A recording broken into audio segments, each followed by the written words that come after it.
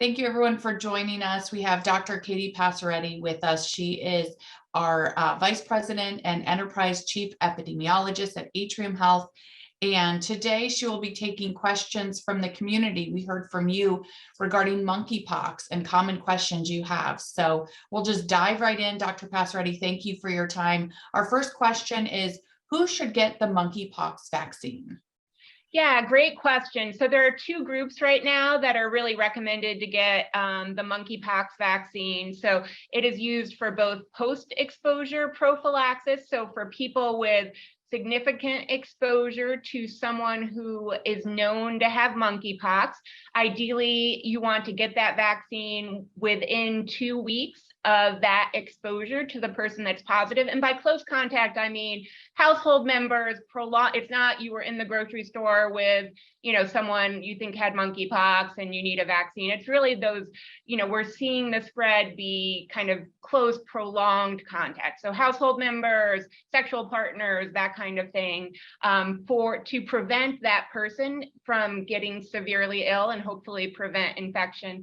The other place where vaccines are recommended is on the preventative side in groups that right now are most at risk for developing, for being exposed to monkeypox. So right now we're seeing the vast majority of cases in the population of gay, bisexual, transgender men. Now it's important to know this is not the only population at risk. Monkeypox is spread by close contact, but right now that is the community most impacted. So it's very important that we protect the individuals most at risk while the vaccine supply is still limited. So people who have not had a known exposure, who should get the vaccine to prevent later infection, are individuals in the men who have sex with men community that have had within the past 3 months multiple partners, anonymous partners, have a history of sexually transmitted infections, are on pre-exposure prophylaxis for HIV. So right now, really working to protect that community where we're seeing transmission.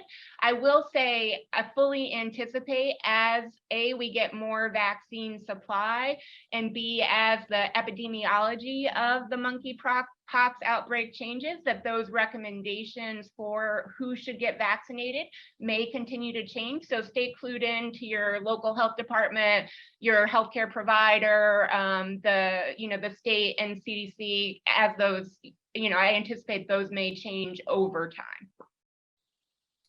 Since we're on the topic of the vaccine, just want to get your medical input about this vaccine. Is it new? Is it similar? When we were talking about COVID vaccine, the technology was not new. Can you talk to us a little bit just about, your thoughts regarding monkeypox vaccine?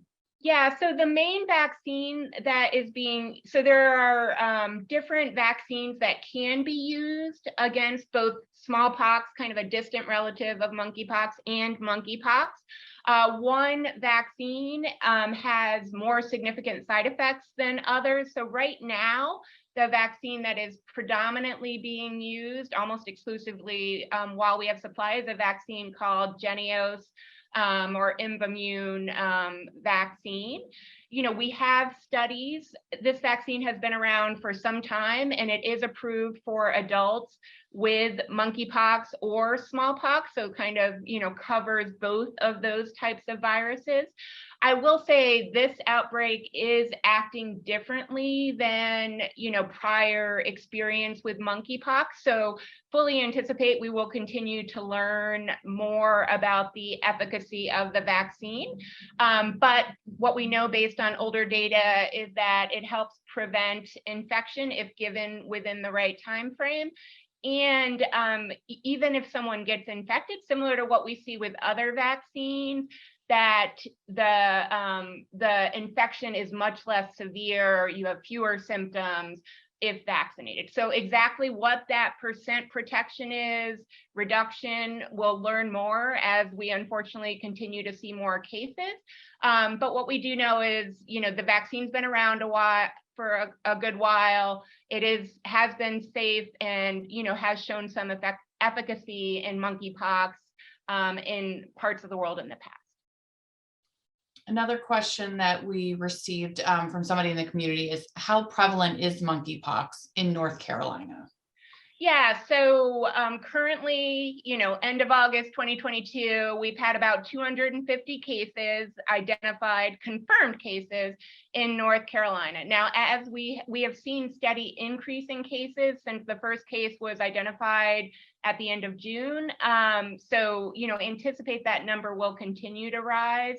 And as we look more, as we educate providers that this is presenting differently than we've seen in the past, we will continue to find more and learn more. So, 250 people out of the entirety of North Carolina isn't a huge number, but as mentioned, it's affecting certain populations very significantly. And, the more we can diagnose now in the appropriate population, the more we can kind of get vaccines out to those most at risk to try to blunt, keep that number as low as possible is important.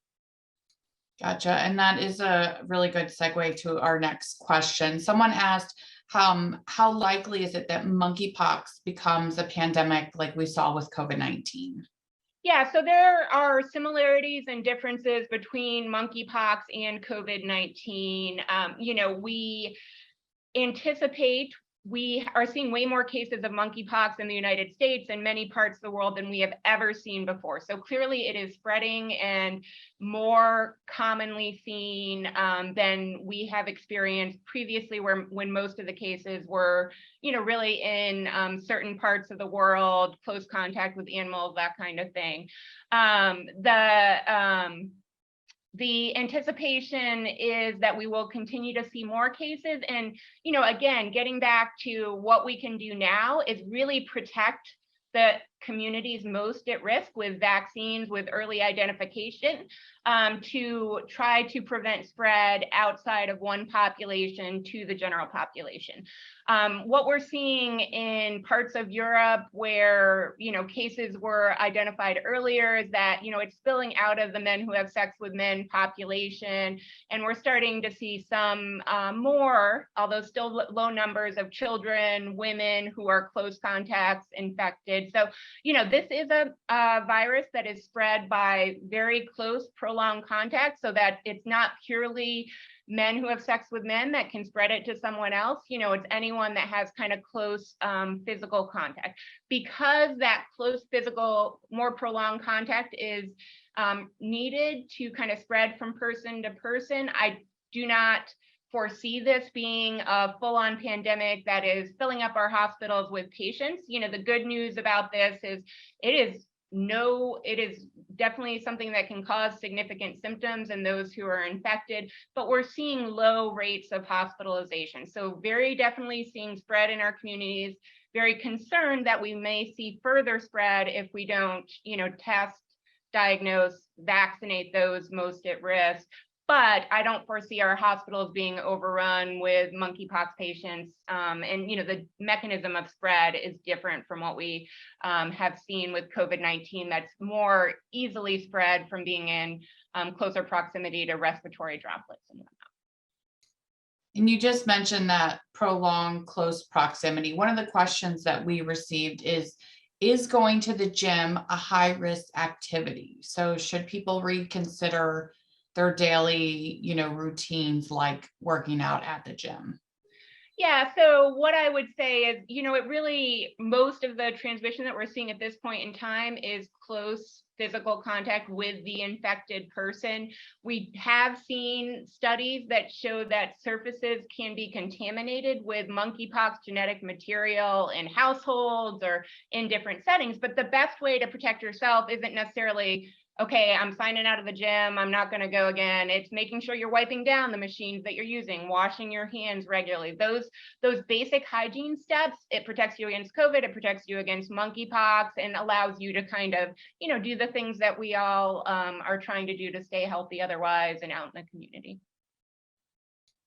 Got it. Thank you. And this next question, I'm guessing, is maybe from a parent. It's a little more specific. How can you tell the difference between monkeypox and hand, foot, and mouth?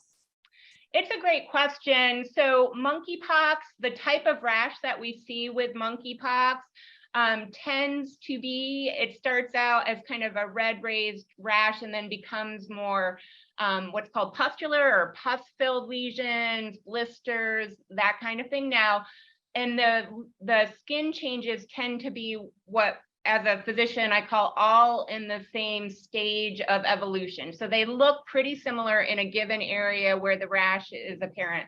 Hand, foot, and mouth, in contrast to that, may have skin rashes that look different in different places, maybe just kind of the red bumps in one place, blisters in another place.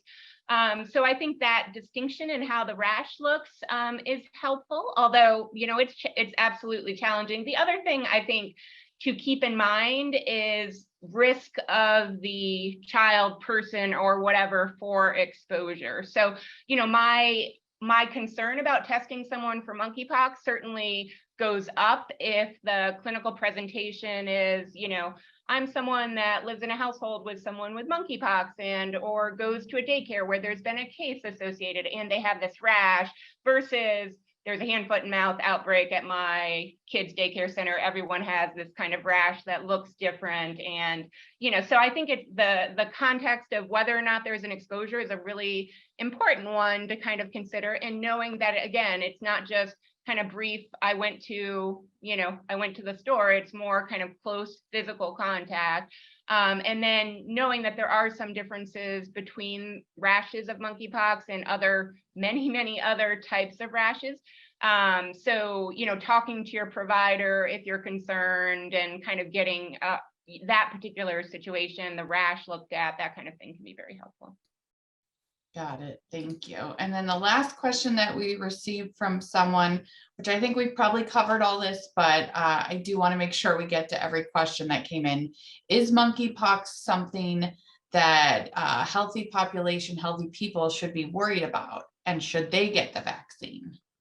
Yeah, so right now, the vaccine supply is limited, and, similar to what we saw with COVID, it's important to try to get to the most at-risk individuals and protect those to prevent spread to other populations. So I would say, in general, healthy, no risk factor populations right now, if you haven't had an exposure and don't meet one of those vaccine indications, do not need a vaccine. I recommend those people do what they always should do: wash your hands, wipe down surfaces in a rational way that you normally would do to prevent spread of infection. But the general population right now does not need the vaccine if they don't have risk factors. Now, this is as we saw with COVID, we learn as we go and as the epidemiology changes. So if the cases spread to other populations, then certainly we continue to evaluate that and broaden that. As supply of the vaccine